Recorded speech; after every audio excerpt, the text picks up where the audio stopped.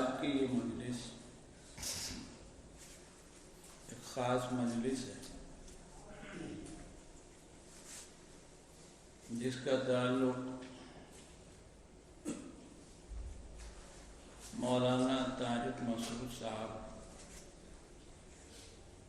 جو آج کل کے ایک معروف عالم دین ہیں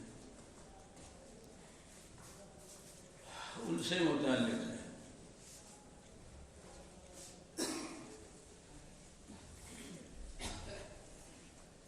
یہ مجلس میرے ذہن میں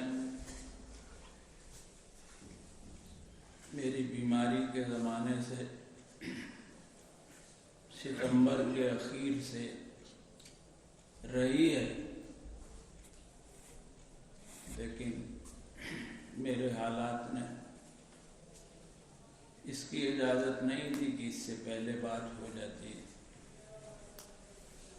اس مجلس میں مولانا طارق مسعود صاحب کیا ہیں، کون ہیں، یہ گفتگو مقصود نہیں ہے، میں جانتا بھی نہیں زیادہ ان کو، اور نہ ہی ان کے بیانات یا کسی بیان کا تفصیلی جائزہ کہ انہوں نے کیا کہا تو کیا کہا جائے۔ ہاں، انہوں نے ایک بات کہی، اس بات سے بات پیدا ہوئی، خطرناک بات پیدا ہوئی جو سامنے بھی آئی اور آ رہی ہے۔ اس کو سوچ کر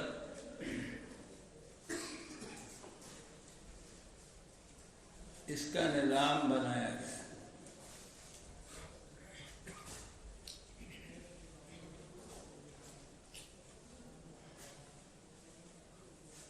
میں اسپتال میں تھا جہاں 15-16 دن مجھ کو رہنا پڑا۔ میرے ایک عزیز آئے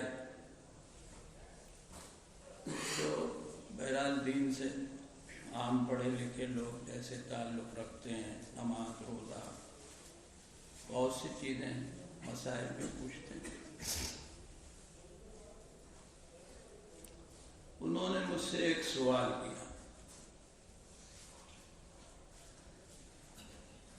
قرآن مجید کیسے جمع ہوا، حضور صلی اللہ علیہ وسلم کے زمانے میں کیا شکل تھی۔ دو ایک باتیں پوچھی، میں نے ان کو بتا دی۔ میرے علم میں کوئی بات نہیں تھی کہ یہ کیوں پوچھ رہے ہیں۔ خیال پڑتا ہے اسی دن شام کو بات آئی تو پھر سمجھ میں آیا کہ یہ سوال انہوں نے کیوں کیا۔ اس زمانے میں فون بند تھا، سائلنٹ تھا، نہ میں فون سن رہا تھا نہ بات کر رہا تھا، نہ جو دوسری بات چیزیں ہیں ان سے کوئی واسطہ تھا۔ کافی دنوں تک یہی مسئلہ رہا۔ میرے بیٹے نے شام کو ذکر کیا کہ مولانا طارق مسعود نے کچھ کہا ہے جس پر بڑا ہنگامہ ہے۔ تب ذہن میرا گیا کہ انہوں نے جو سوال کیا ہے بظاہر اس سوال کے پیچھے انہی کا خطاب ہے، کیونکہ بہت سے لوگ سنتے ہیں، دیندار لوگوں کو دین کی باتیں سننے کا شوق ہے۔ بات تو اچھی ہے، لیکن ہر کس و ناکس اس لائق نہیں ہوتا کہ اس کی باتیں سنی جائیں اور اس پر اعتماد کیا جائے۔ بات اچھی طرح یاد کریں، دین سیکھنے کا ذریعہ زندہ لوگ ہیں، کتابیں ہیں، ذمہ داری سے پڑھنے پڑھانے والے لوگ ہیں۔ یہ میڈیائی لوگ، واٹس ایپی لوگ چاہے جتنے مشہور ہوں، یہ اس لائق نہیں ہے کہ ان سے دین سیکھا جائے اور نہ ان کی باتوں پر اعتماد کیا جا سکتا ہے۔ یہ جو دنیا ہے، واٹس ایپ اور یوٹیوب اور پتہ نہیں کہ کیا کیا بلائیں ہیں، اتنا جھوٹ اور اتنی غلط باتیں کہ آپ تصور نہیں کر سکتے۔ جو لوگ رات دن لگے ہوئے ہیں انہی چیزوں میں، تو وہ تو بدہضمی کا شکار ہو جاتے ہیں۔ زیادہ کھاؤ گے بدہضمی، زیادہ سنو گے بدہضمی ہو جائے گی۔ خیر، باتیں معلوم ہوتی رہیں۔ انہوں نے اعلان کر دیا کہ اب میں پاکستان نہیں آؤں۔ انہوں نے ادھر ادھر کی معذرت کر لی، پھر ان کے استاد نے ایسے توبہ کرائی۔ خیر، وہ سب وہ جانے، ان کا کام جانے۔ لیکن ایک بات سمجھ میں آئی، اور وہ یہ کہ ایک فتنہ پیدا کر دیا گیا ہے جس پر کچھ کہنے کی ضرورت ہے۔ فتنہ بڑا مہذب ہوتا ہے، سونے جیسا، جس کو سمجھنا اور جس سے نکلنا، اپنے آپ کو بچانا بہت مشکل ہوتا ہے۔ بس اوقات بڑے بڑے صاحب علم فتنوں میں مبتلا ہو جاتے ہیں۔ فتنہ اسی کو کہتے ہیں، اسی لیے حدیثوں میں یہ بات آئی ہے کہ فتنوں سے دور رہو، اور جو جتنا دور رہے گا وہ اتنا محفوظ رہے گا۔ اسی میں یہ بات ہے کہ ہر ایک کو پڑھو نہیں، ہر ایک کو سنو نہیں، ہر مجلس میں مت جاؤ، دیکھیں کیا کہتے ہیں، ذرا سن لے کیا کہتے ہیں۔ بس اوقات آدمی اسی میں پھنس جاتا ہے، ایک مرتبہ گیا اور پھنس گیا۔ خیر،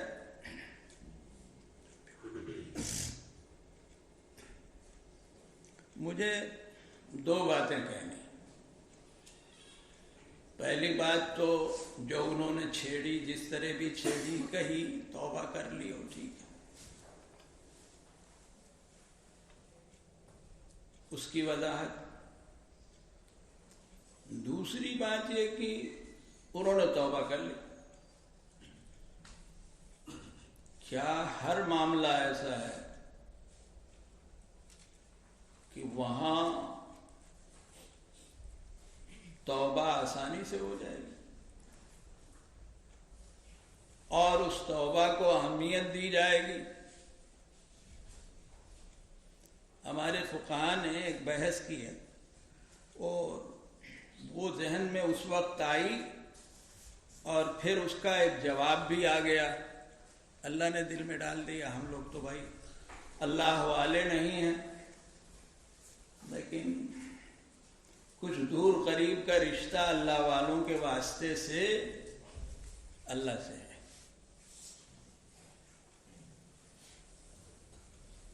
یہ بات آتی ہے اور افتاء کے طلباء کے سامنے میں نے کہی ہے کہ بھائی ہمارے فقہاء نے جو یہ بحث کی ہے کہ ملحد اور زندیق کی توبہ مقبول نہیں ہے، تو اس پر ایک بڑا اشکال ہے۔ اللہ کے ہاں تو توبہ کا دروازہ بہت کھلا ہوا ہے، رحمت بڑی وسیع ہے۔ وہ تو 10 سال کے مشرک کو بھی جب آتا ہے اخلاص کے ساتھ تو معاف کر دیتے ہیں، 100 کے قاتل کو معاف کر دیتے ہیں۔ تو یہ کیا بات ہوئی کہ ملحد اور زندیق کی توبہ مقبول نہیں ہے؟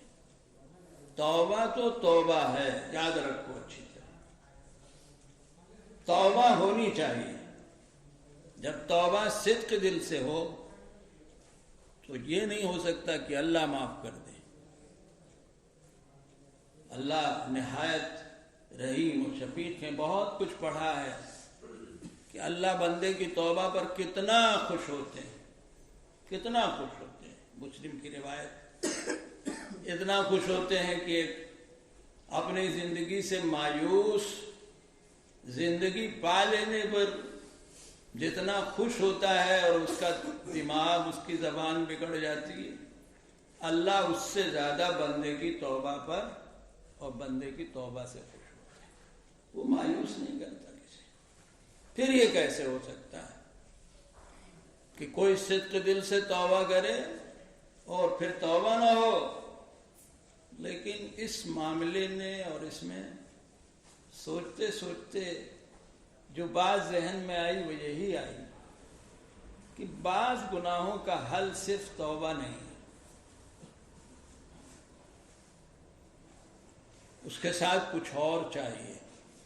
شریعت کا نظام ہے.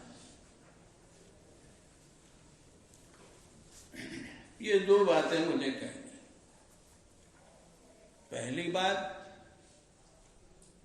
قرآن کریم کی حفاظت، جو ہمارا دین اور ایمان ہے،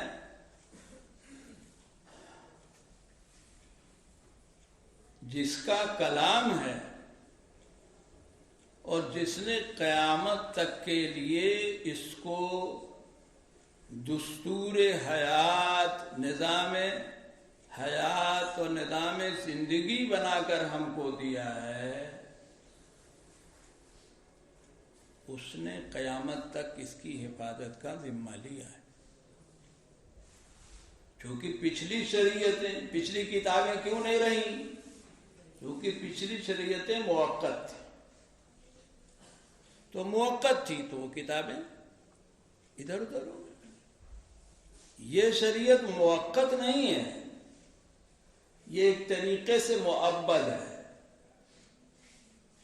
جب معبد ہے، آخری دن تک اس شریعت کو باقی رہنا ہے، محفوظ رہنا ہے. اور قرآن کریم یہی شریعت ہے. تو سوال ہی نہیں پیدا ہوتا. اللہ تعالیٰ نے عالم اسباب میں اس کے نظام بنائے ہیں. یہ جو چھوٹے چھوٹے بچے حافظ ہو رہے ہیں، لاکھوں کروڑوں حافظ ہیں، یہ جو 5 وقت کی نماز میں ہم قرآن پڑھ رہے ہیں، یہ جو رمضان کی نماز میں ہم قرآن پڑھ رہے ہیں، یہ سب کیا ہے؟ کبھی سوچا؟ یہ حفاظت قرآن کا نظام ہے. عالم اسباب میں اسباب کے ذریعے حضور صلی اللہ علیہ وسلم قرآن نازل ہوتا، ساتھ ساتھ پڑھنے کی کوشش کرتے، ایسا نہ بھول جاؤں. اللہ تعالیٰ نے فرمایا کہ نہیں، ہماری کتاب ہے، آپ پریشان نہ ہو، ہم اپنا کام کریں گے، آپ اپنا کام کریں. آپ کا کام ہے جس وقت قرآن آپ کو سنایا جا رہا ہو سنیے. جب سنانے کی نوبت آئے گی آپ کو تو ہم سنوائیں گے آپ سے. لا تحرک بھی لسانک لتعجل بہ ان علینا جمعہ وقرآنہ فاذا قرأناہ فاتبع قرآنہ ثم ان علینا بیانہ. تو یہ تو اس کی کتاب ہے. نزول کے اولین لمحات سے لے کر آخری لمحات تک 23 سال میں، اور پھر اس کے بعد اسی نے سارا نظام بنایا.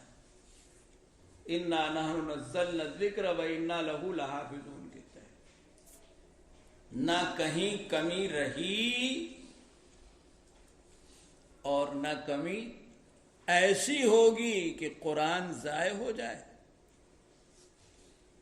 یہ بہت بڑا سوال ہے، دین و ایمان کا سوال ہے بھائی. اس آیت پر ایمان ہے کہ نہیں ہے؟ میں ان کا نام نہیں لیتا، میں ان کو نہیں کہتا، میں ایک بات کہہ رہا ہوں. اور جو لوگ ایسے لوگوں سے متاثر ہونے والے ہیں. عجیب بات ہے. ایسا ان چیزوں کو بنا لیا، ایسے مولویوں کو بنا لیا. اساتذہ کچھ نہیں ہے، کتابیں کچھ نہیں ہیں، یہ رات دن بولنے والے ہی سب کچھ ہو گئے، جن کے علم کا وہ معیار ہی نہیں ہوتا جو ہونا چاہیے. پتہ لگا لو. جو کچھ بولتے رہتے ہیں ذرا ان کا جائزہ لو. ایک دسیوں باتیں، ایسے لوگوں کیا ایک بات نہیں ہوتی، دسیوں باتیں تمہیں پتا ہو تب تو تم جانو گے. تم پڑھے لکھے نہیں ہو، خوش نہ ہو کہ ہم دورہ پڑھ رہے ہیں، ہم فلاں جگہ سے فاضل ہیں، اتنا کافی ہے؟ کافی نہیں ہے. علم چاہیے سمجھنے کے لیے کہ کس سے کہاں کیا غلطی ہو رہی ہے. بظاہر بڑی اچھی آپ باتیں آج بیان کر رہا ہے، اتنی شادیاں کر لو. یار قرآن کی آیت تو کچھ ایسی ہے کہ کچھ لوگ کہتے ہیں کہ ایک مجبوری کی چیز ہے، ورنہ اصل تو چار ہے. فَانْكِحُوا مَا طَابَ لَكُم مِّنَ النِّسَاءِ مَثْنَىٰ وَثُلَاثَ. بیٹھے بیٹھے خیال پیدا ہو گیا، تھوڑا آگے ہو، بیٹھے بیٹھے خیال، یہاں تک آؤ، ایک خیال پیدا ہو گیا کہ عورتیں مسجد میں نہیں جا رہی ہیں، بڑی محروم رہ رہی، بس زیادہ نہیں. اور انہوں نے ایک شوشہ چھوڑ دیا، ایک بے چینی پیدا کر دی. علماء میں بھی پیدا ہو گئی بے چینی. اب وہ سوال کرنے لگے کہ بھائی مولانا صاحب کہتے ہیں کہ عورتوں کو مسجد میں لاؤ تاکہ دین سیکھیں، ورنہ تو بڑی محروم رہ رہی ہیں. ایک طبقہ جیسے آج کل ہے نا جو کہتا ہے کہ عورتیں مسجد میں نہیں آ رہی ہیں تو اسلام پیچھے جا رہا ہے، مسلمان پیچھے جا رہے ہیں. اسلام کے، مسلمانوں کے پیچھے رہنے کے اسباب میں کئی چیزیں ہیں، ان میں یہ بات بھی داخل ہے کہ عورتیں مسجد میں نہیں.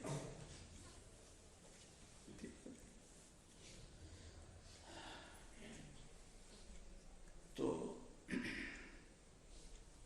یہ بہت بڑا مسئلہ، نازک مسئلہ. اللہ کا وعدہ ہے، اللہ کا. کتنی کوششیں کر لی گئیں، ہو رہی ہیں، برابر جاری ہیں، ایسا نہیں ہے. قرآن کریم کو ضائع کرنے کی، لیکن ظاہر بات ہے پھونکوں سے یہ چراغ بجھایا نہ جائے گا. اس کا وعدہ ہے. ذرا الفاظ پہ غور کرو. اِنَّا نَحْنُ نَزَّلْنَا الذِّكْرَ وَإِنَّا لَهُ لَحَافِظُونَ. تم عربی پڑھے ہو کہ خالی وہی سنتے رہتے ہو ڈبے؟ کچھ پتا ہے کہ الفاظ کیا ہیں، ان کا مفہوم کیا ہے؟ اِنَّا نَحْنُ نَزَّلْنَا الذِّكْرَ، ہم نے ہی نازل کیا ہے. اِنَّا نَحْنُ، ہم نے ہی نازل کیا ہے. وَإِنَّا لَهُ، ہم ہی اس کی حفاظت کریں گے. تو جس کی کتاب ہے وہ حفاظت کرے گا. تم اس میں کچھ اور خیالات پیدا کرتے ہو اپنے ذہن سے. اب یہ تو کوئی ان کا ساتھی براتی ہو تو سمجھے کہ یہ بات انہوں نے اپنے پاس سے کہی ہے یا خدا نخواستہ کہیں سے لے کے کہی. کیونکہ آج کل ایک تحریک چلی ہوئی ہے اور اچھے اچھے لوگ مبتلا ہیں کہ یہ جو تعدد قرات ہے یہ غلط ہے. ایک سیدھا سا فلسفہ آسانی سے سمجھ میں آ گیا کہ بھائی کتاب تو اللہ کی ہے، پہنچانے والا ایک ہے، تو کتاب بھی ایک ہے، تو یہ ایک سے زائد طریقے پہ کیسے پڑھی جاتی ہے؟ علماء سبع احرف حدیث پڑھے ہوئے ہیں، اس کی بحث کچھ نہ کچھ پڑھے ہوئے ہیں. اب اگر ماننے والے ہوں حدیث کے تب تو ٹھیک ہے، اور نہیں تو بڑا آسان ہے کہ یہ حدیث ہی غلط ہے. یہ ایک چیز چل رہی ہے، رہ آتی رہتی. یہی ڈبوں میں جن کے تم دیوانے ہو. بعض پڑھے لکھے لوگ بھی خوب سجا کر بیان کرتے ہیں. تعدد قرات کا موقع نہیں ہے. تو کوئی بعید نہیں ہے کہ کہیں ایسی کوئی چیز پیچھے ہو اور وہ اس کو سمجھانا چاہتے ہوں کہ وہ کئی قراتیں اس لیے ہو گئیں کہ لکھنے والوں نے اپنی سمجھ سے کئی طرح لکھ دیا. اب جس نے جیسا پڑھا وہ قرات بن گئی. میں نہیں کہہ رہا ایسا ہو سکتا ہے. مجھے خیال یہی ہے کہ کہیں نہ کہیں کوئی چیز ہے چونکہ یہ چل رہا ہے.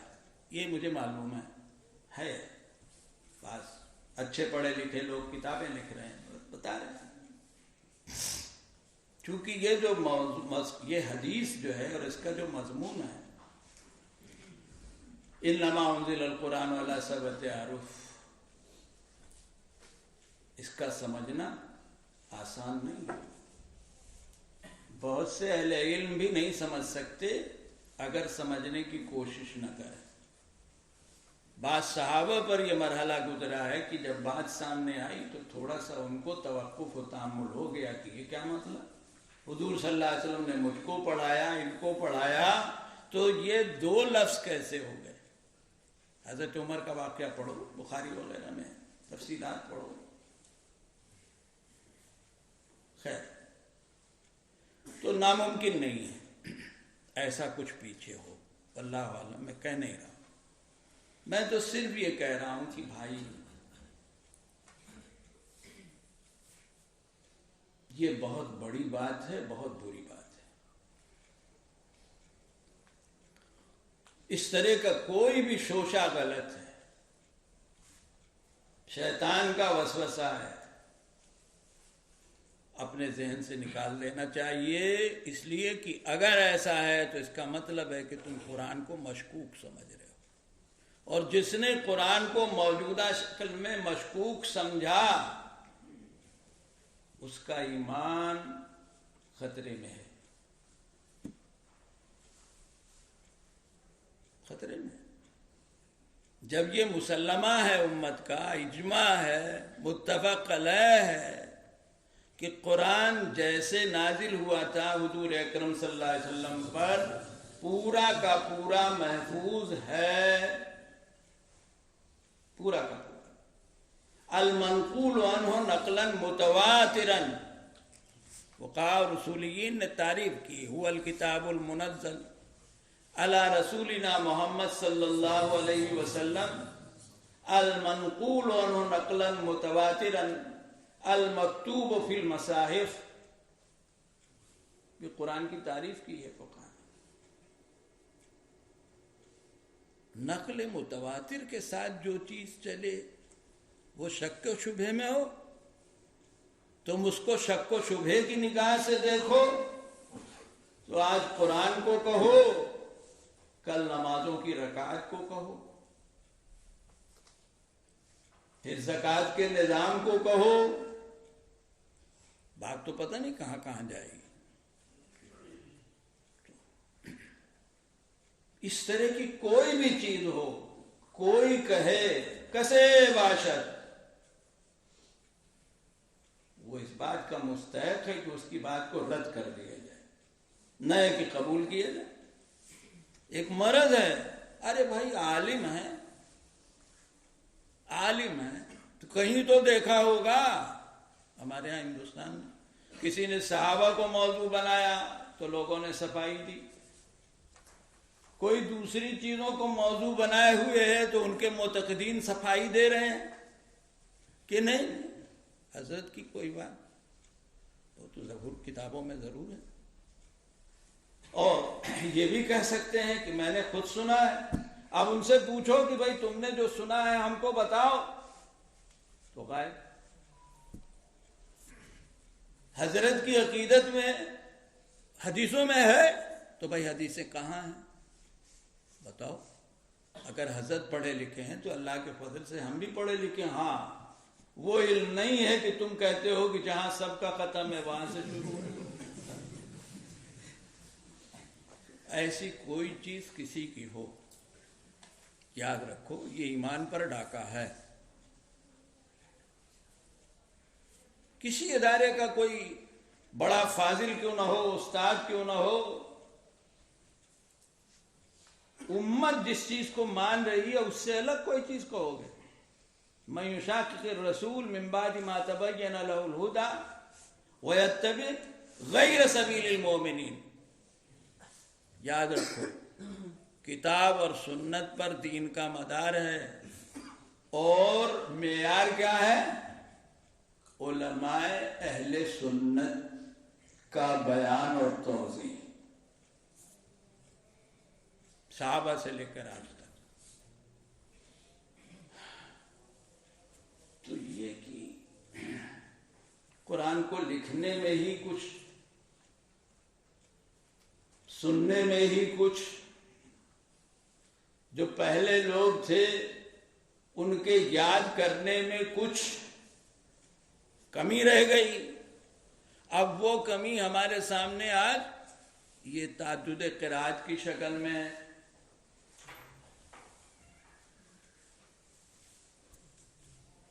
ایک طبقہ ہر زمانے میں دوسرے ذہن کا ہوتا ہے، وہ کبھی نہیں بیٹھا ہے نہ بیٹھتا ہے.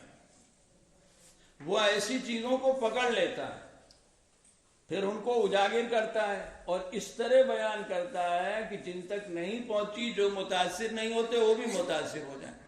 یہ بات جس وقت چلی، ظاہر ہے کہ میں نے کہا کہ موبائل وغیرہ سے کوئی واسطہ ہی نہیں تھا، طبیعت ہی نہیں چاہتی تھی، بلکہ سائلنٹ تھا، بند تھا، یہ بھی شکل تھی.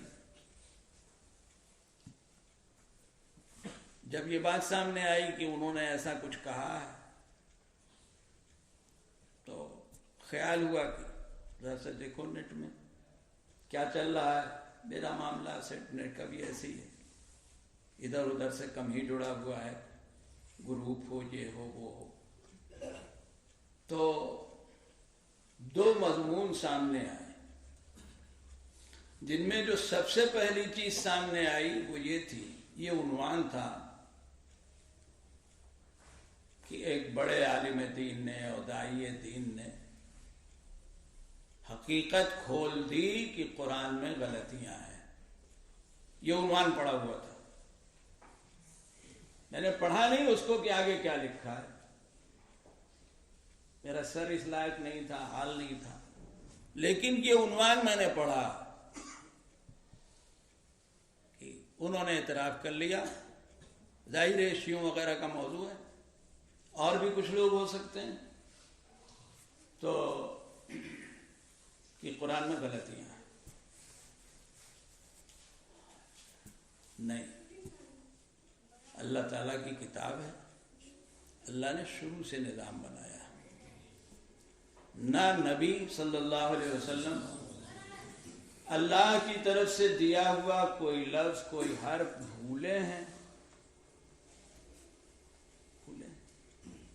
نزول کے وقت آگے بڑھانے پہنچانے سے بعد میں جانے دو. نزول ہو چکا، اب قرات میں کہیں سو ہو گیا، نسیان ہو گیا تو ہوا ہے، یہ واقعات ہیں، وہ ایک الگ چیز. لیکن نزول کے وقت میں، زمان میں کہیں کوئی فرق ہو، کوئی چیز رہ جائے، ارے ہم بھول گئے، ایک لفظ اور تھا ہمیں یاد نہیں رہ گیا. ایک مثال نہیں ہو سکتی، ممکن بھی نہیں ہے، اس لیے کہ اس وعدے کے خلاف ہے، نظام کے خلاف.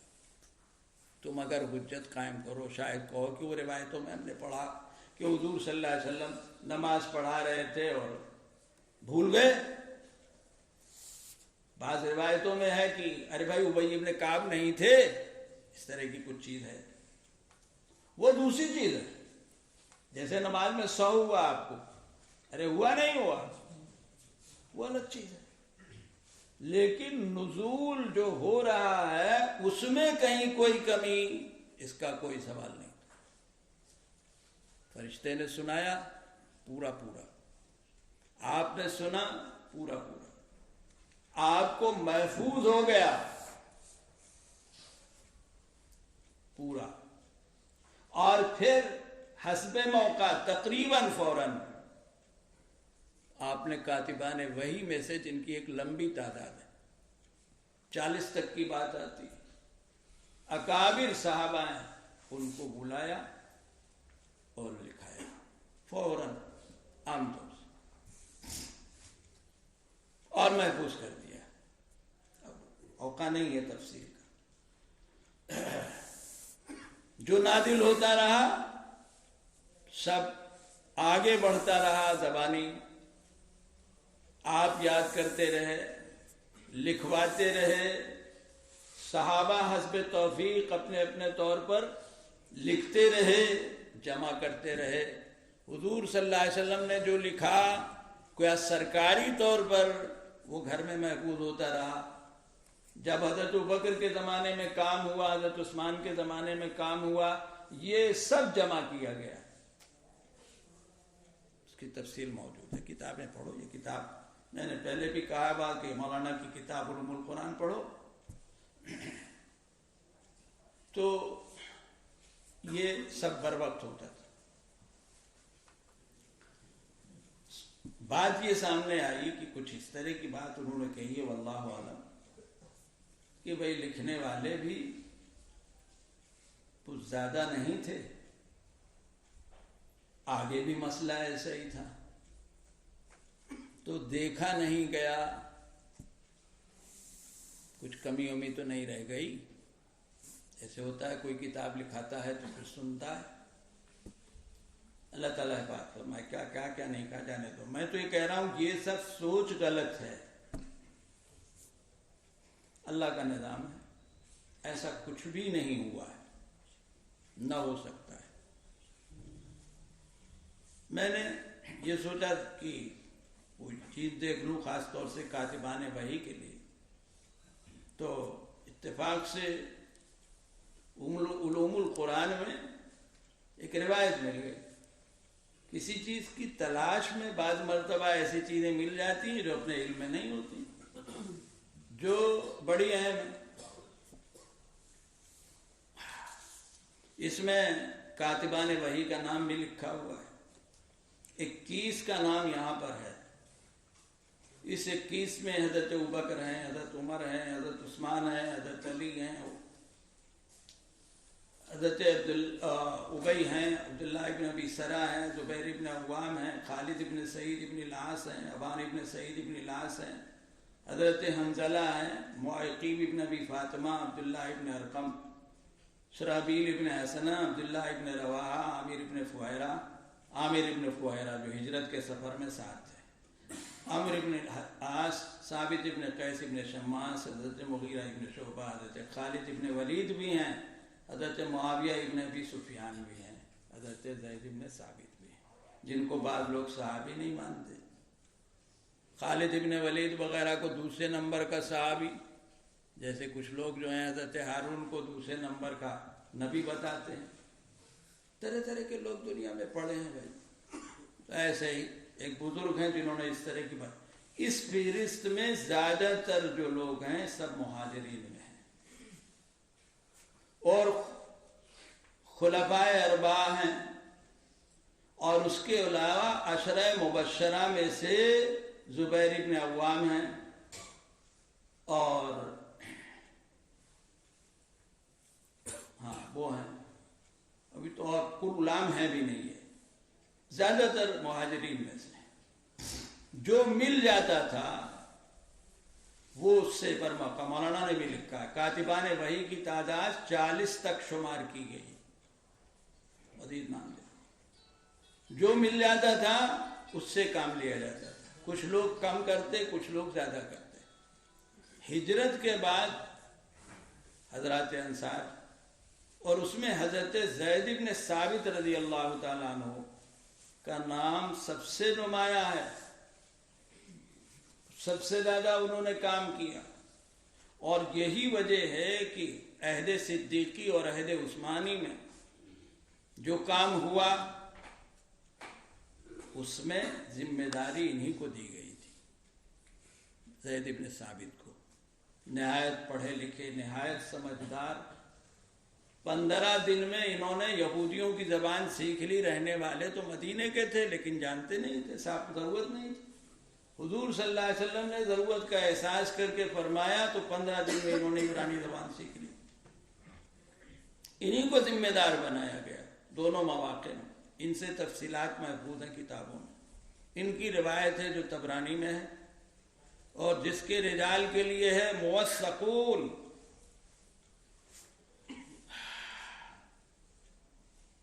ان کا بیان ہے۔ کنت اکتب الوحی لرسول اللہ صلی اللہ علیہ وسلم۔ آگے بیان ہے وحی جب نازل ہوتی تو کیا کیفیت ہوتی۔ فکنت ادخل علیہ بقطعۃ الکتف او کسوہ فاکتب وهو یملی علیہ فما افرق حتی تکاد رجلی تنکسر من نقل القرآن۔ جو خاص بات ہے وہ کیا ہے؟ فَإِذَا فَرَغْتُ قَالَ اقْرَأْ،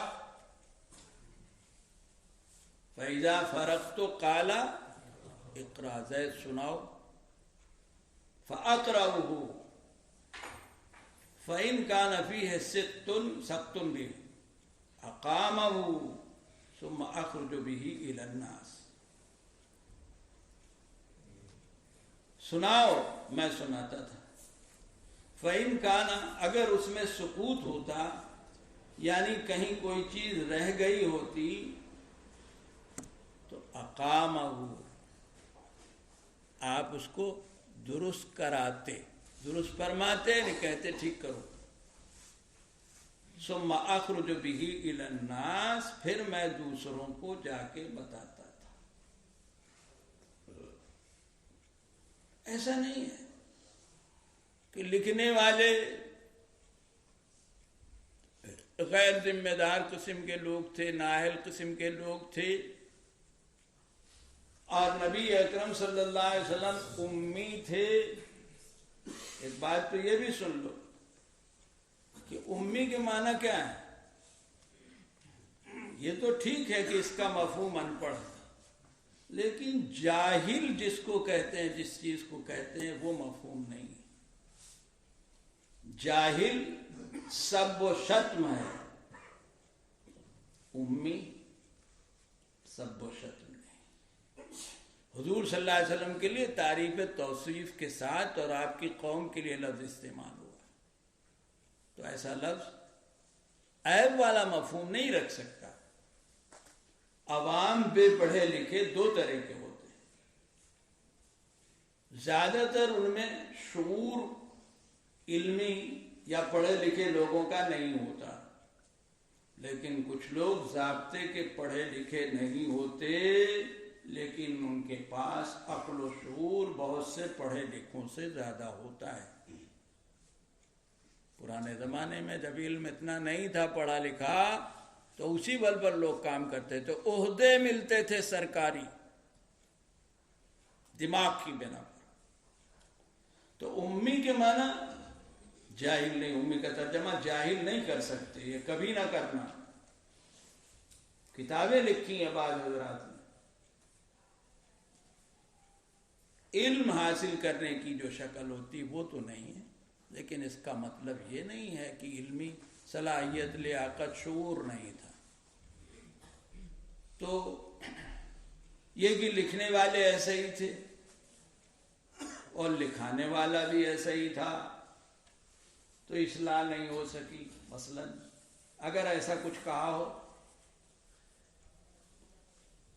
بات بنیادی یہی ہے، یہ ہمارے عقیدے اور ایمان کا مسئلہ ہے۔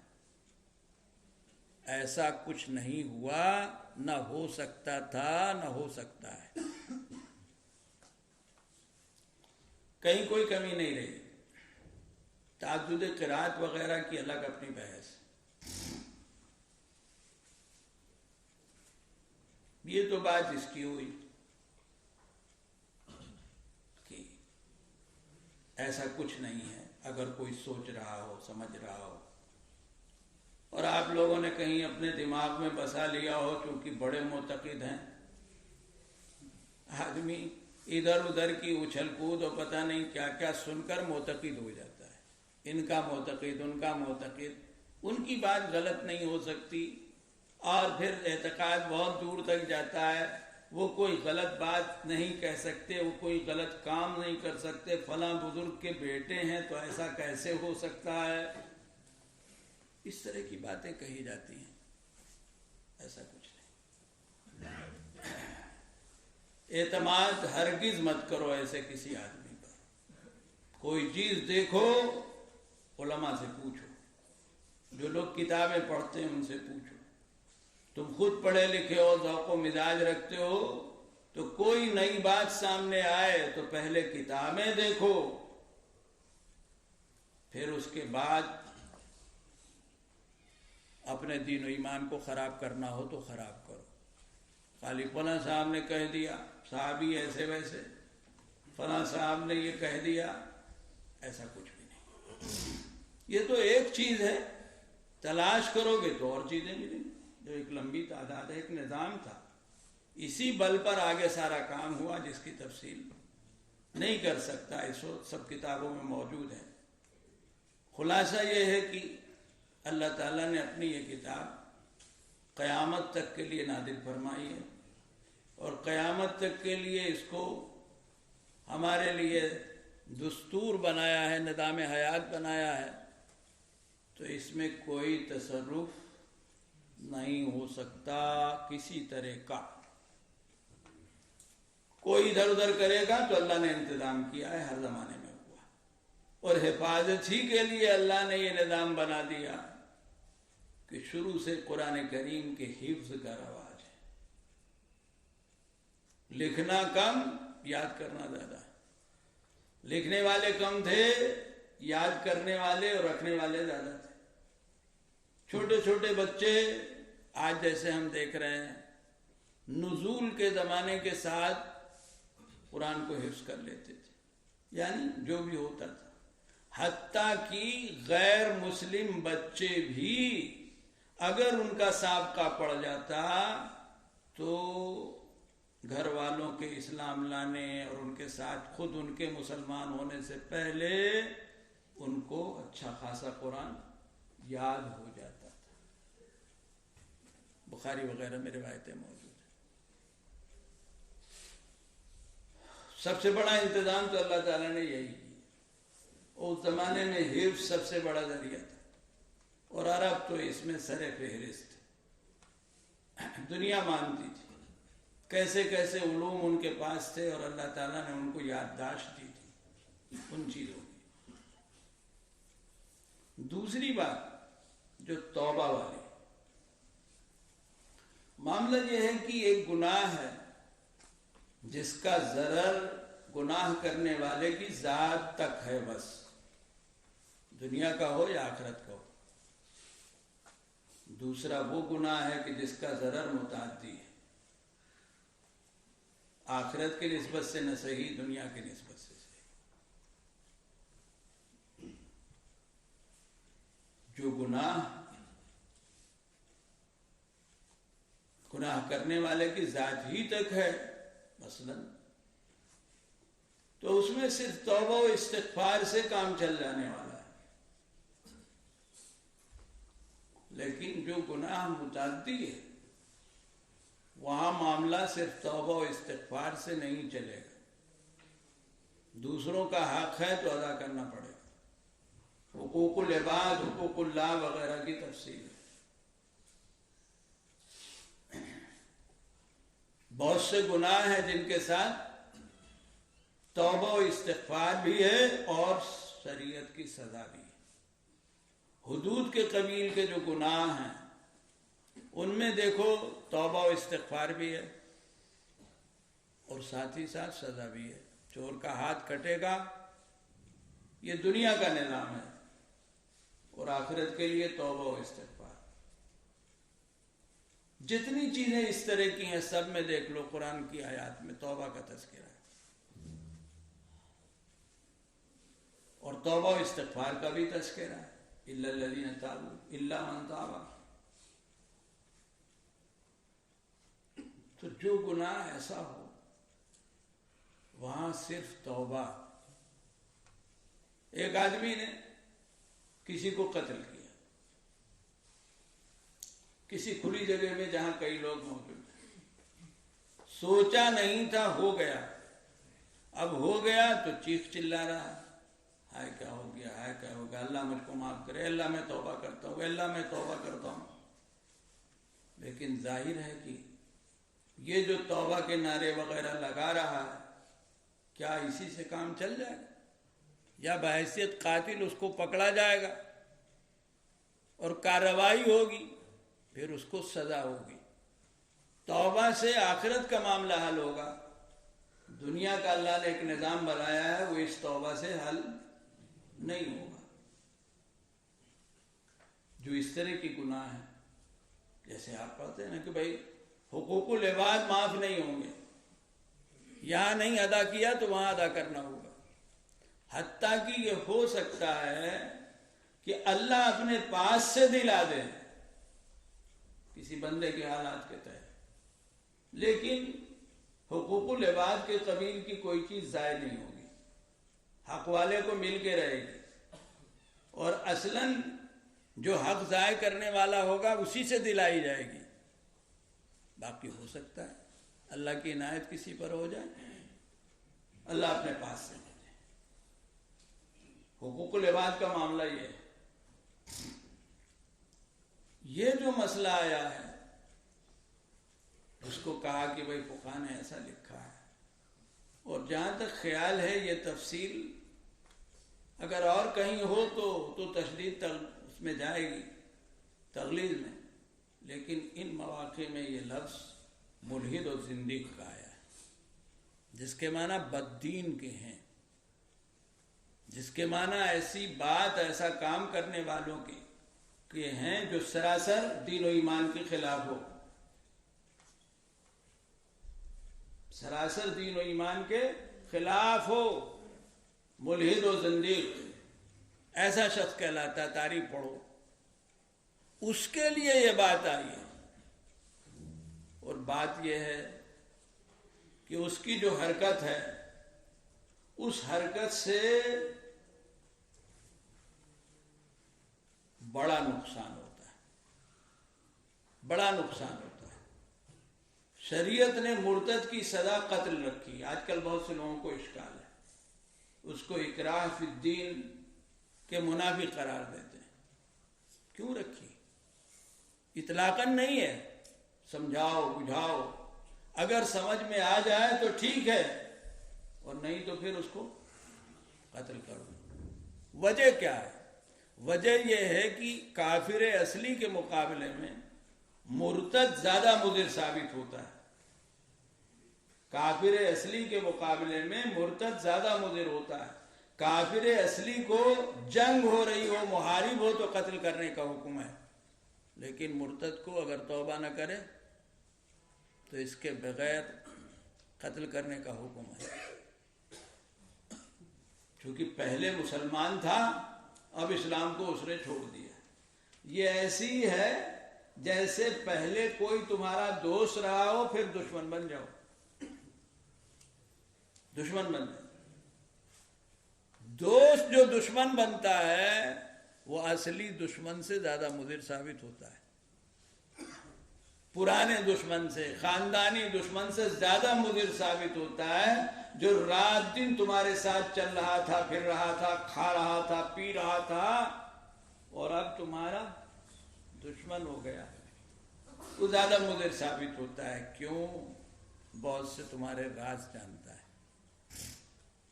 ایسا ہی مسئلہ ہے کس کا؟ مرتد کا. کافر اصلی کے لیے گنجائش ہے، دارالاسلام میں آزادی سے رہو، اہل ذمہ، عقد ذمہ وغیرہ یہ سب چیزیں ہیں. لیکن مرتد جو مسلمانوں کی جماعت کا ہے، پھر اس نے اسلام چھوڑ دیا، تو اندیشہ یہی ہے کہ وہ نقصان پہنچائے گا. تو ملحد اور زندیق وہ شخص جو اسلام سے نسبت رکھ کر بددینی کا شکار ہو، بد اعتقادی کا شکار ہو، دین کے مسلمات کے حق میں ادھر ادھر کی باتیں کرتا ہو، اب وہ اپنی بات کہہ دے جس کو لوگ سن رہے ہیں، کچھ لوگوں کے دماغ میں بیٹھ رہی ہے، پھر سمجھانے بجھانے سے وہ توبہ کر لے رہا ہے، تو کیا ان لوگوں کے ذہن و دماغ سے بھی نکل گئی جن کے سامنے کہا تھا؟ اور کیا جس طرح ان کا ذہن و دماغ صاف کرنے کے لیے کہنے کی ضرورت تھی اس طرح کہا؟ جیسے بڑے اجتماع میں برسر عام کہا، ایسی کسی بات کو تو اس کو ختم کرنے کی بات بھی ایسی برسر عام کہی، اور بار بار اور اصرار سے کہا، اور خوش دلی سے کہا، ندامت سے کہا کہ بھائی ہم سے غلطی ہو گئی، ہم سے غلطی ہو گئی، اللہ ہم کو معاف کرے، دعا کرو، اس طرح کہا کہ دوسرا انداز اپنایا۔ دوسروں کو تم نے ڈال دیا چکر میں، تمہاری سمجھ میں آیا یا کسی نے سمجھایا تو تم نے توبہ کر لی، اپنا دین و ایمان تو بچا لیا، اور دوسروں کا، جن لوگوں نے صحابہ کے حق میں عام مسلمانوں کا عقیدہ خراب کیا یا قرآن کے حق میں خراب کیا، تو ان کی حیثیت کیا ہے؟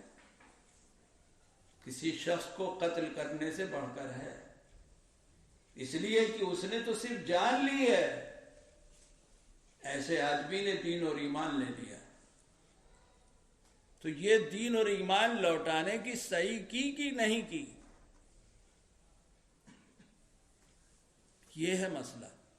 جو یہ بات کہی گئی، یہ سمجھ میں آئی بات، سوچتے سوچتے کہ اتنی سخت بات ہمارے فقہا نے جو کہی، اور جو بظاہر سمجھ میں نہیں آتا کہ بھائی شرک کے لیے اللہ تعالیٰ نے معافی کی بات کی ہے، تمام چیزیں ہیں، اور توبہ کی نسبت سے تو بہت کچھ ہے بھائی، بہت کچھ ہے۔ یا عبادی الذین اسرفوا علی انفسہم لا تقنطوا من رحمت اللہ ان اللہ یغفر الذنوب جميعا۔ سب سے بڑی بات، آخری بات، اس سے بڑھ کر کوئی بات نہیں۔ اس کے بعد پھر ملحد و زندیق، تو یہ ملحد و زندیق کی جو بات آئی ہے وہ اس بنا پر آئی ہے کہ وہ ایسی بات ان کی زبان سے نکلتی ہے جو دوسروں کے دین و ایمان کو خراب کرتی ہے، اور وہ پھر دوسروں کے دین و ایمان کو درست کرنے کی فکر اس طرح نہیں کرتے جیسے پہلی بات انہوں نے کہی تھی۔ یہ ایک اہم بات، ہم یہ نہیں کہتے کہ بھائی اگر ایسا ہے تو ان کی توبہ کا مسئلہ تو بندے اور اللہ کے درمیان ہے، لیکن یہ بات سمجھ میں آتی ہے کہ اس طرح کی چیزوں کے فتنے کو پیدا کرنے والی، ابھارنے والی، اور فتنے کا دفعہ، دل میں جب کوئی بات بیٹھ گئی تو اس کا علاج بسا اوقات نہیں ہو پاتا، جو طریقہ ہے وہ نہیں ہو پاتا۔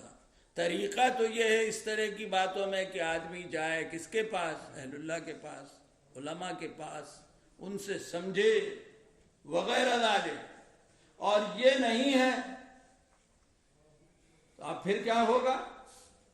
پھر بسا اوقات سن کر آدمی کہیں چلا جاتا ہے، یہ بات تو سنی جو دین و ایمان کو خراب کرنے والی تھی، دوسری بات سنی ہی نہیں، اس طرح نہیں سنی، اتنی طاقت سے نہیں کہی گئی۔ ایسا بھی بات چیزیں سامنے آتی ہیں، آئی ہیں، کہ جس طاقت سے پہلی بات کہی گئی ہے اس طاقت سے دوسری بات نہیں کہی گئی، رجوع کی بات نہیں کہی گئی۔ ادھر کئی مسئلے ہوئے ہیں، کئی لوگوں نے اس طرح کی باتیں کہی ہیں جس سے لوگوں کو دین و ایمان خراب ہو گیا، کہیں صحابہ کے حق میں خراب ہو گیا، کہیں نبیوں کے حق میں خراب ہو گیا، اور بات یہاں تک پہنچ رہی ہے۔ تو یہ تو بھائی بہت بری بات ہے. اس لیے آپ میں سے جو لوگ متاثر ہوں، کیونکہ آج کل بہت لوگ مریض ہیں انہی ڈبوں کے، تو یہ بات اچھی طرح یاد کر لیجیے. دین اور ایمان تو کتاب و سنت کا نام ہے. جو واقعی علماء ہیں کتاب و سنت کے جاننے والے، وہیں آپ کو صحیح بات ملے گی. باقی متاثر نہ ہوئیے کہ اتنا اسٹیج سجاتے ہیں، اتنا مجمع ہوتا ہے، اتنے لوگ سنتے ہیں، اور آج کل پتہ نہیں کیا کیا لفظ بولے جاتے ہیں، فالوور ہیں کیا ہیں.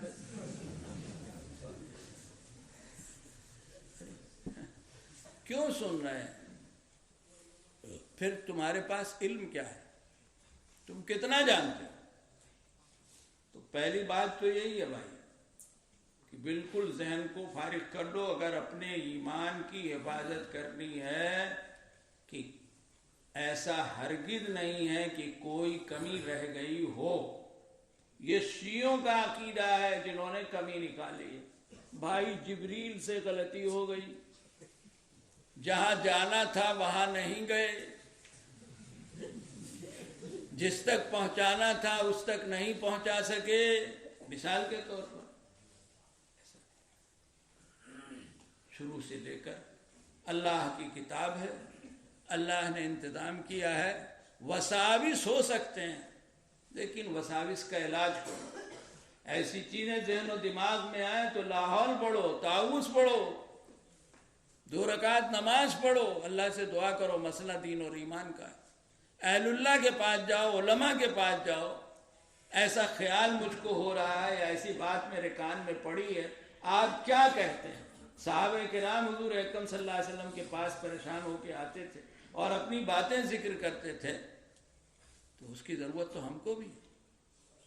اور دوسری بات یہ کہ اس طرح جو مجالس میں اور جو بھی شکلیں ہیں باتیں کہی جاتی ہیں، ان کو اپنی تاثیر میں ہلکا مت سمجھو.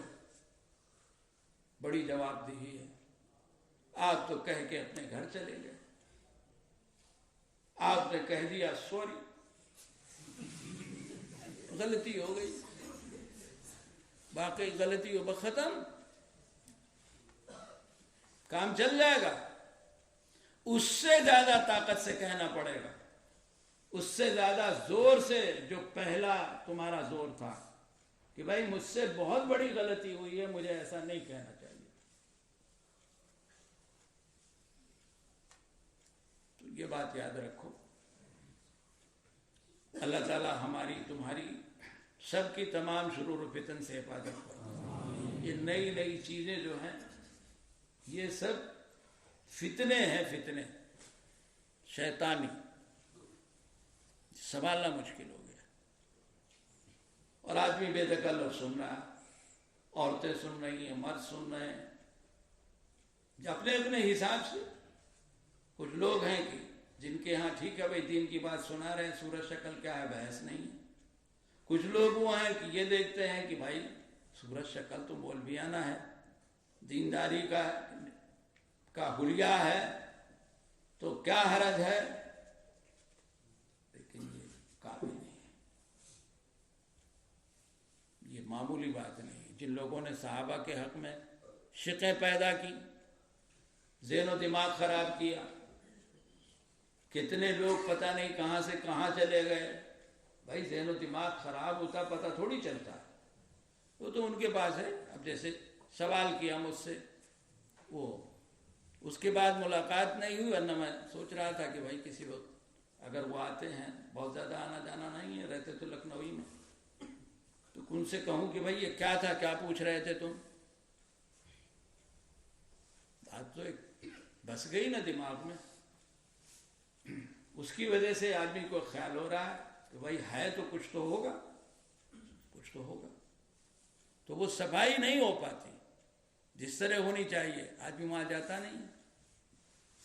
تو اس کی وجہ سے چونکہ یہ چیز سامنے میرے آ گئی، اور پہلے آئی پھر بعد میں یہ سب سنا، اور پھر اس کے بعد ذہن میں یہ جو مسئلہ فقہا کا ہے وہ بھی آیا، اور اس کے متعلق ایک توجیہ ذہن میں آئی.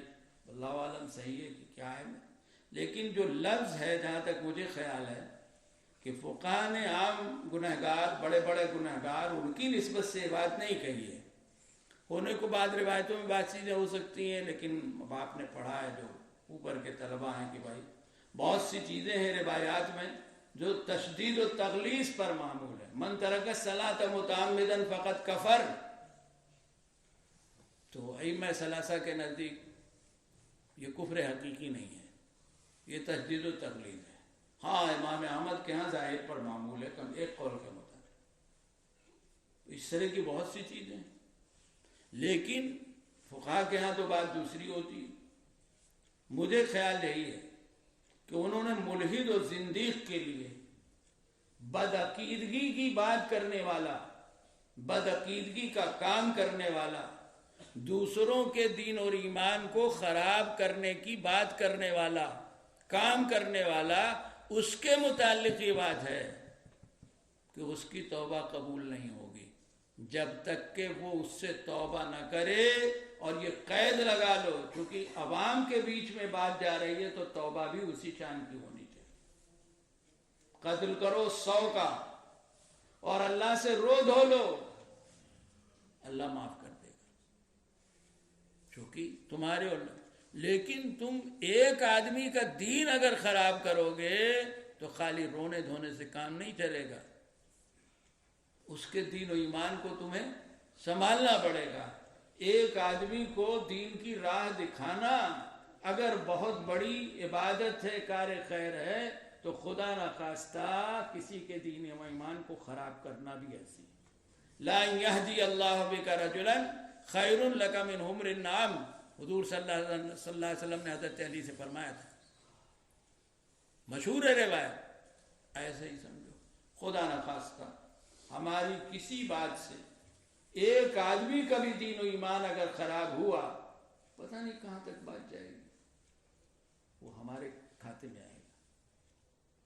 تو یہ نہیں ہونا چاہیے، ایسی باتیں نہیں.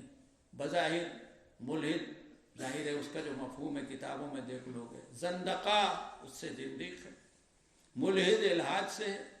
اور بات اسی طرح کی ہے، ایمان سے نسبت رکھ کر، جیسے منافقین تھے مثلا عہد نبوی، اور پھر ایمان کے خلاف باتیں کرنا. بعض لوگ ہوتے ہیں نا، لبادہ اوڑھ کر مسلمانوں کے بیچ میں گمراہی پھیلانے والے کون لوگ ہیں؟ بس اوقات ایسی ہیں، بظاہر مسلمان ہیں، نماز روزہ بھی کر رہے ہیں، قادیانی ہیں، قرآن وحی پڑھ رہے ہیں، نماز روزہ کر رہے ہیں، اپنے یہاں لے جاتے ہیں اور سب دکھاتے ہیں کہ یہ دیکھو یہ ہماری مسجد ہے، یہ نماز کا نظام ہے، جو کچھ تم کرتے ہو ہم کر رہے ہیں. یہ سب کر رہے ہیں اور نیت کچھ اور ہے، کام اندر خانہ کچھ اور کر رہے ہیں. تو ملحد و زندیق ایسے لوگوں کو کہتے ہیں. توبہ کسی کے لیے بھی ہو سکتی، کسی بہکے کے لیے، اس میں کوئی شبہ نہیں، لیکن جو طریقہ ہے وہ طریقہ ہو. بات تمہاری ایسی دوسروں تک پہنچی ہے تو اس کی تصحیح کی جو بات ہے اس کو بھی دوسروں تک پہنچاؤ پوری کوشش کر کے. یہ نہیں کہ دھیرے سے خصوصی مجلس میں کہہ دو، خواص کے سامنے کہہ دو، اب باقی لوگ وہی چلاتے رہیں. تو ایسا نہیں ہے. انہوں نے کیا کہا، ان کی توبہ وہ جانے، ان کا اللہ جانے، جو کچھ بھی ہو. لیکن ان کی بات نے ایک فتنہ پیدا کیا، جس کی ایک چیز میرے سامنے آئی، دوسروں کے سامنے بھی ہو سکتی. آپ میں نہ ہو، میرے کان میں تو یہ بات پڑی کہ خدا نخواستہ آپ میں بھی کچھ مریدین ہیں. آج کل یہ واٹس والے جو رات دن سنتے ہی رہتے ہیں، ہر وقت سن رہے ہیں فلانے صاحب، خود ان کا علم پورا نہیں ہے، یہ مسائل نہیں جانتے ہیں، یہ حقائق نہیں جانتے ہیں، لیکن فلاں صاحب تو بڑا اچھا بیان کرتے ہیں، بڑی اچھی بات کرتے ہیں. تو یہ جتنے گمراہ ہیں ان کا قلم بہت اچھا ہوتا ہے، ان کی زبان بہت اچھی ہوتی ہے، بہت سجا بجا کر اپنی باتیں پیش کرتے ہیں. جتنے اس طرح کے لوگ ہیں مثلا ہندوستان میں مختلف طبقات ہیں، کرتے رہے ہیں. ہمارے اکابر نے ان کے حالات پر تنبیہ کی ہے، جماعت اسلامی ہو کوئی اور ہو، بہت سے ہیں ایک فہرست ہے ایسے لوگوں کی. تو اب سوال یہ ہے کہ تمہارے پاس تو علم ہے نہیں کہ تم سمجھ سکو. جمہور کی تعریف صحابی کی کیا ہے؟ ایک صاحب نے اس میں ایک شک لگا دی، تم متاثر ہو گئے کہ بھائی بڑے عالم ہیں، ایک بڑی جگہ کے استاد ہیں، ٹھیک ہی کہتے ہوں گے، فلاں گدی پہ بیٹھتے ہیں تو ٹھیک ہی کہتے ہوں گے. بس یہی کہہ کے ان کے پیچھے چل دی، نہ دوسروں سے پوچھ رہے ہو نہ سمجھ رہے ہو. تو اللہ تعالیٰ ہماری تمہاری سب کی بات کرنا. ایک بات تو یہی ہے کہ بھائی قرآن کے متعلق کہیں ذرا سا بھی یہ شائبہ ذہن میں نہیں آنا چاہیے دل میں، اور ورنہ توبہ کرو، استغفار کرو، نماز پڑھو، اللہ سے ہدایت مانگو.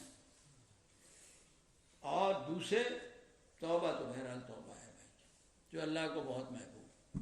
ایسا کام مت کرو کہ تم تو توبہ کر لو، دوسرے بیچارے تمہاری حرکت کی وجہ سے کہیں اور چلے جائیں.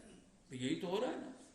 تم عقیدہ کسی کا خراب کرو گے، پھر بعد میں تم نے توبہ کر لی، اب تم اس تک تو پہنچے نہیں، نہ اپنی بات پہنچائی، وہ وہیں کا وہیں رہا کہ فلاں مولانا صاحب سے ہم نے سنا تھا بھائی بڑے اچھے مولانا ہیں، بہت بڑے مولانا ہیں، ٹھیک، تو اس کی تو چلی گئی آخرت.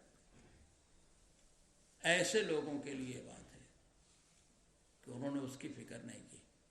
ایسی چیزوں میں توبہ اور رجوع بہت اہم ہے.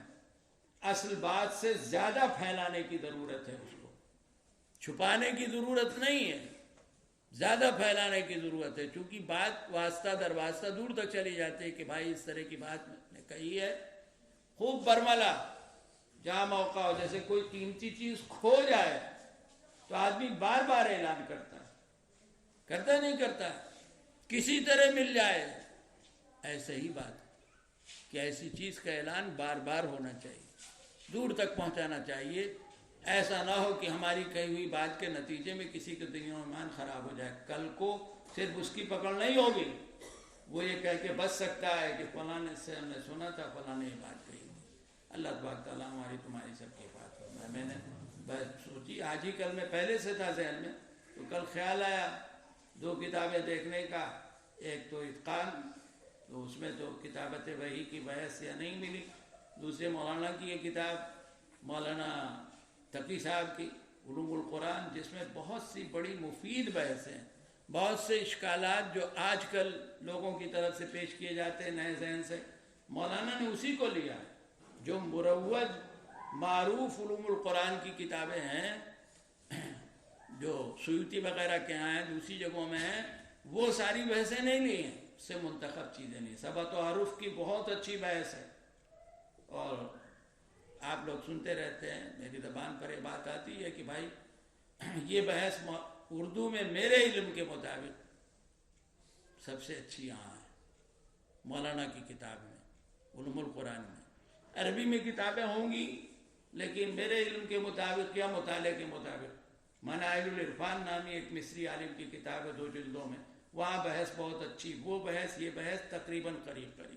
اس کے علاوہ بھی کئی چیزیں ہیں، کچھ منتخب مضامین ہیں جو مولانا نے لیے ہیں، جس میں جمع قرآن کا مسئلہ جو بخاری وغیرہ میں بھی موجود ہے، اس کی بھی تفصیل ہے، دوسری چیزیں بھی ہیں. اردو میں نہ ان کتابوں کا حاصل کرنا مشکل ہے اور نہ ان کا مطالعہ مشکل ہے. وآخر دعوانا الحمدللہ رب العالمین. اللہ تعالیٰ جو کچھ کہا گیا ہے اس میں کوئی کوتاہی ہوئی ہو معاف فرما دیں. میں نے کسی کے حق میں کوئی بد زبانی، کوئی اور چیز ظاہر کرنے کی کوشش نہیں کی. جو ایک خطرہ سمجھ میں آیا، جو عملاً میرے سامنے بھی آیا، اور کان میں بات یہ بھی پڑی ہے کہ طلباء کرام جو رات دن سنتے ہی رہتے ہیں، وہ بھی کچا علم، کمزور علم، ایسے لوگوں کے علم کو مضبوط سمجھ کر ان سے متاثر ہوتے ہیں. تو یہ سب چیزیں ایسی ہیں جو فکر کی، حفاظت کی. اللہ تبارک تعالیٰ تمام فتنوں سے سب کی حفاظت فرمائے.